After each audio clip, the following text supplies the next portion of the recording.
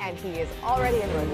Here's going news. It is 2 straight nights. You got 2 straight nights of the NFL. And if that wasn't a dead giveaway that it's totally football season, then we are. Yeah, you know what? And thanks to 2 new knees, I'm actually ready to start that long road to the Super Bowl. Are you? Like, I'm ready to go down that road. Are you going to play it? We'll see how it plays out. Scooch it? But how about this? For the 2nd straight year, that road made a stop in Sao Paulo. Yes. Chiefs and Chargers started the season with a trip to Brazil for a division clash. Put that on my travel schedule. And the crowd, oh, they were festive. They were into it. Patrick Mahomes, Justin Herbert, 2 of the best quarterbacks in the league. Early on here, first drive for Kansas City. Mahomes was looking for Xavier Worthy. He falls down. When he gets up, he's grabbing his shoulder. But here's the deal. He didn't fall down. He got knocked down, leveled by Travis Kelce. He would head to the locker room. He would not return. The Chiefs would have to punt it away. Chargers get the ball, and they go right down the field. Herbert to Quentin Johnston for the touchdown, and just like that, LA's up 7-0. 40 seconds remaining in the first half. Chiefs are down 13-3. Mahomes to Tyquan Thornton. That's a huge gain of 33 all the way down to the Chargers' 33-yard line. So, Mahomes to Noah Gray. Short game, but he did not get out of bounds. So now they've got to rush to get the field goal unit onto the field. The clock is ticking, less than 7 seconds to go. Harrison Butker would attempt it from 59 yards if they got it off in time. They do. Plenty of leg, and it is good. So it's 13-6, Chargers with the lead at the half. 3rd quarter. Chiefs looking at a 3rd and 8. Mahomes, he's got a lane. He's got a lot of room. Big gain, and oh, how about the shoulder to Dante Jackson? Puts him on the ground after picking up the first down. The drive continues.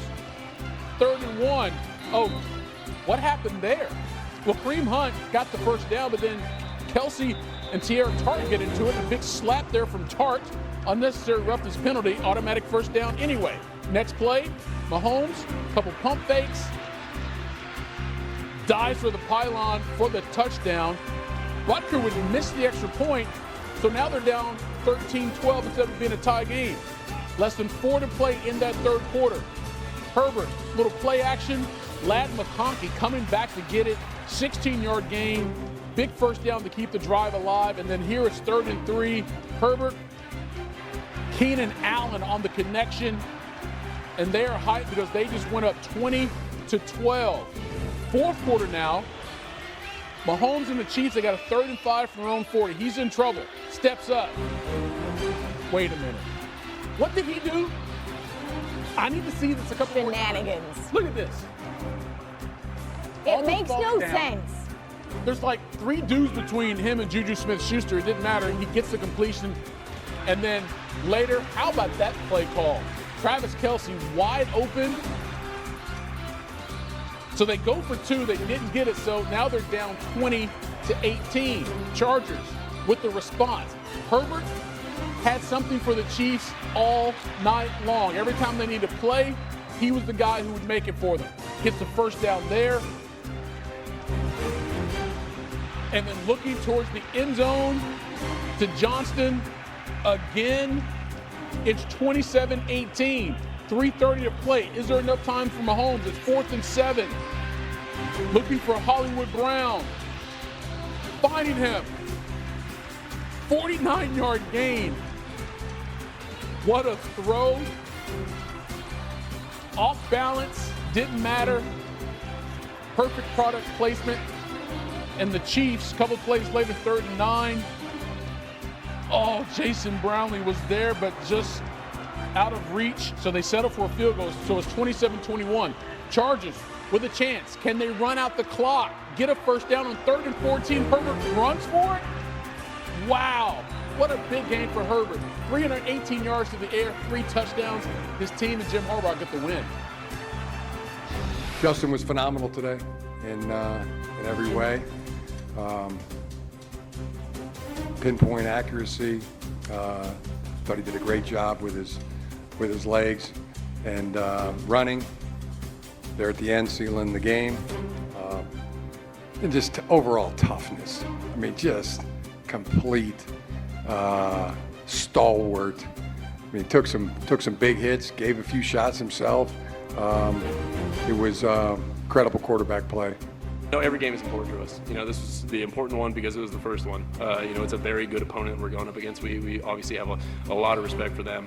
But I'm happy the way that all three phases executed today. That's what our goal was, and it was good to see from us. I mean, I could feel it pretty early on. I don't know exactly when that point is, but they definitely came out with more energy than we did. And so in this league, everybody's too good for you to not match the energy of your opponent. And so I think we learned a valuable lesson today. We got to be better from the get-go, from the start. We're not going to be able to just come back and win every single game. Teams are too good in this league, and so this would be a big lesson for us, a division opponent, someone that's going to be there at the end of the year. But we're going to have to learn fast. We're playing the reigning Super Bowl champs next week. Well, Jim Harbaugh, a perfect 6-0 in season openers in his career. That ties Mike Shanahan for the second longest streak by a head coach in NFL history, and trails only George Allen, who won 11 straight openers back in the 1960s and 70s. Okay, so that's interesting as we say hello to Damian Woody, because they're 6-0 in season openers, but the Chargers had lost 7 in a row to the Chiefs. Justin Herbert in this game, 3 touchdown passes, 318 yards, 0 picks. What impressed you the most about the way he played? Well, he was, Nicole, he was so confident in the pocket. Like, the thing that stood out to me is the Chiefs couldn't get any pressure on Justin Herbert, and the way he was able to dissect what the Chiefs were trying to do defensively against them. Didn't matter if they rushed forward, if they brought the house. He had an answer for it all. And it just seemed like, for me, the Chargers, they let the Ferrari loose in Justin Herbert, and he put on a masterful display against that very good Chiefs defense. Okay, like what kind of Ferrari? Are we talking like old school Ferrari? Are we talking like a Formula One Ferrari? What kind of Ferrari? I need to know the details. No, we talking. I know you're a car lady. We're talking Formula One Ferrari. Okay. We're on that level. Okay, all right. We'll make sure it's the right Formula One Ferrari, but we'll have that discussion later. Look, for the Chiefs, because sometimes their strategy can get you into trouble. Good point. Anyway, the Chiefs, they lost this game, but they also lost Xavier Worthy early on. The impact of his absence for that offense was what? Yeah, I mean, listen, the lack of explosive plays. I mean, we saw a couple of them. Tyquan Thornton had a big explosive, Travis Kelce, but when you take away Xavier Worthy, he's not available to you. That's the speed element that you can't teach that scares the opposing defense. And with him being out early, you saw this Chiefs offense kind of revert back to what we saw in 2024, more methodical, dink and dunk, those type of things. So I know the Chiefs want to get back to a more explosive element, and that's what not having Xavier Worthy meant to that Chiefs offense. Okay, fine. It wasn't clicking on all cylinders. However, there was that Mahomes magic moment, like in the fourth quarter. Again, I just that completion over what three defenders. It makes no sense. How did he? Maybe why? Also, I don't know. I mean, it's just Mahomes magic. Like, there's only I don't know if anyone else can really do these type of things. Maybe Lamar, maybe Josh, but we've seen this type of stuff from Patrick Mahomes throughout his career, and we just saw another spectacular one tonight. It doesn't make any sense. He threw the ball sideways. It wasn't a spiral. He threw it sideways. Yeah. He threw it like I would throw it, let's be honest. Look, it doesn't get any easier for the Chiefs. They go up against the defending Super Bowl. Why are you laughing? You're not supposed to be laughing at that. The Eagles next week in Kansas City. Don't go too far, because we've got more from you later. Back on SportsCenter, Jim Harbaugh, perfect in his season openers, but beating the Chiefs, that has been an entirely different issue until tonight. Here's the coach. Yeah, it's a big win. I mean, you can't go 2-0 unless you're 1-0. And our guys really prepared for it. They worked extremely hard. And just throughout the course of the game, you could tell that our guys weren't going to be denied. And we were definitely playing against a team that's how they played. They're not going to be denied.